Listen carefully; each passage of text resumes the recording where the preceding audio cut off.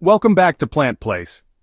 I just received another heartbreaking message from a subscriber who spent $300 building raised beds, filled them with quality soil, planted their dream garden, and watched it completely fail within 6 weeks.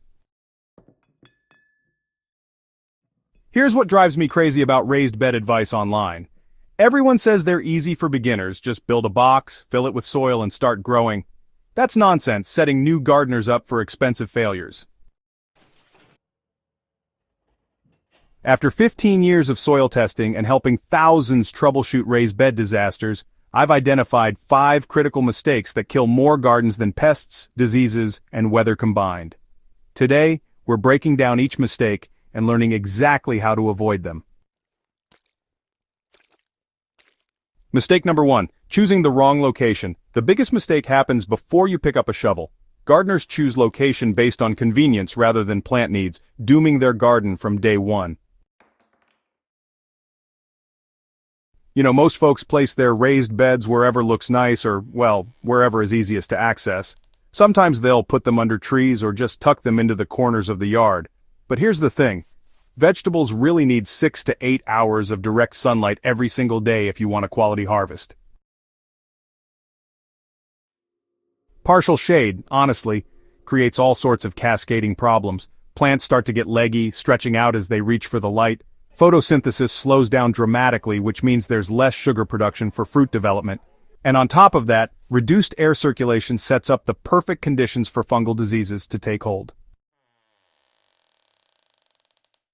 A lot of gardeners, maybe without thinking, place their beds in low spots where water tends to collect, figuring the raised structure will just take care of any drainage problems. But actually, this just creates a bathtub effect, which can cause root rot and soil compaction. Alright, so you'll want to start by marking out potential locations and checking how much sun each spot gets throughout an entire day. It's also important to, note how water flows during heavy rains and whether it pools afterward. In the end, choose locations that get both morning and afternoon sun, and make sure they have proper drainage. Mistake number 2 is building your beds either too deep or too shallow. The second mistake really comes down to bed depth, and honestly, this is where a lot of beginners waste money and, at the same time, harm their plant growth. You might see internet advice suggesting beds should be 12 to 18 inches deep, but, well, this kind of ignores soil science and how plant roots actually behave. Beds that are shallower than 6 inches create root restriction, which ends up stunting growth and reducing your yields. They dry out faster, requiring constant watering that leaches nutrients and creates stress cycles. However, overly deep beds present equally serious problems. Beds deeper than 12 inches filled entirely with purchased soil create artificial environments lacking biological diversity and mineral content plants need. Deep beds with lightweight commercial mixes settle and compress, creating drainage issues. Optimal depth depends on crops. Root vegetables need 8 to 10 inches. Leafy greens thrive in 6 to 8 inches. Tomatoes and peppers perform best with 8 to 12 inches. So use a layered approach. Start with your native soil amended with compost in the bottom third, then add a soil compost mixture in the middle third, and finally, top it off with a premium growing mix in the top 4 to 6 inches, right where those feeder roots are going to operate. Mistake number 3 is using poor quality soil mixes. Honestly, this mistake ends up costing gardeners more money and frustration than all the others combined. Garden centers sell bags labeled raised bed soil that promise perfect results, but most of these mixes are poorly formulated, way overpriced, and just not appropriate for serious vegetable production. Many commercial soils out there contain mostly bark or wood chips that haven't really been properly composted. And the thing is, as these materials break down, they actually rob nitrogen from your plants. On top of that, some mixes have way too much sand, which can cause drainage to be so aggressive that it just washes all those important nutrients away. Most vegetables honestly prefer soil pH between 6.0 and 7.0.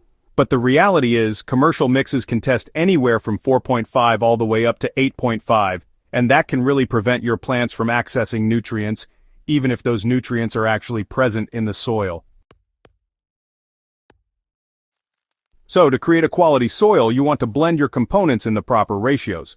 Start with about 40% quality compost for organic matter and nutrients. Then, add 30% amended topsoil. Next, include 20% drainage material like coarse sand.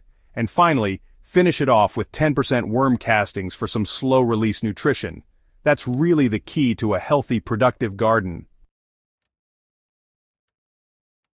Before you fill your beds, it's really important to test this mixture for pH and nutrients. Adjust the pH with agricultural lime or sulfur, and supplement nutrients based on what your actual test results show. Mistake number 4 is ignoring proper spacing and plant compatibility.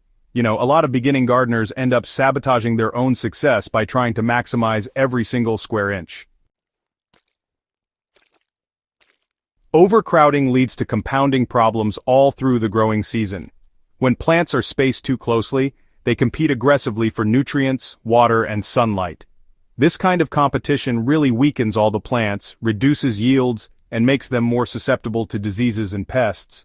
Plus, overcrowded plants just don't get good air circulation, which encourages fungal diseases. So, plant compatibility becomes crucial, especially in the confined space of a raised bed. Some plants, they actually benefit each other when grown together, while others can actively inhibit growth through chemical compounds released by their roots or leaves. Proper spacing really depends on understanding mature plant sizes, not just the size of the seedlings. That tiny tomato plant, for example, will eventually spread about 3 to 4 feet. It's important to research mature sizes and plan accordingly. Also, be sure to position tall plants so they don't end up shading out the shorter ones. And don't forget to separate heavy feeders from light feeders to help prevent nutrient competition. Mistake number 5. Neglecting long-term soil health. This final mistake, it doesn't show up right away. Beginning gardeners often treat their beds like containers, expecting them to just maintain fertility indefinitely without any ongoing care. But, honestly, this approach leads to declining yields and, eventually, bed failure.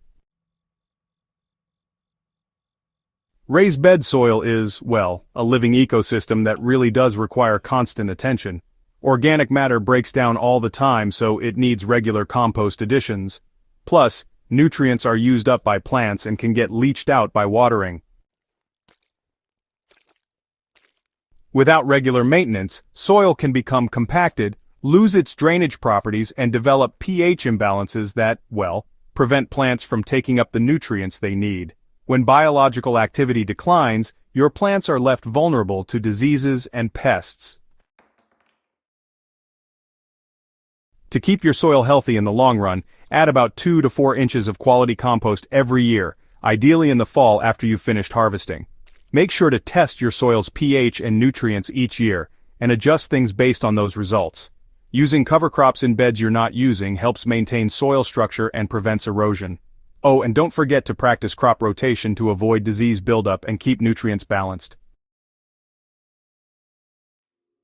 These 5 mistakes destroy more raised bed gardens than all other problems combined, but honestly, they're totally preventable if you understand soil management and the science behind plant growth. Building productive raised beds means treating them as complex growing systems, not just simple containers. If this video helped you avoid some expensive mistakes, go ahead and subscribe, and ring that notification bell so you don't miss our latest content. Share this with your fellow gardeners and drop a comment below with your own experiences. Next week, we'll be covering soil testing strategies for next-level production. Keep growing, keep learning, and see you at Plant Place.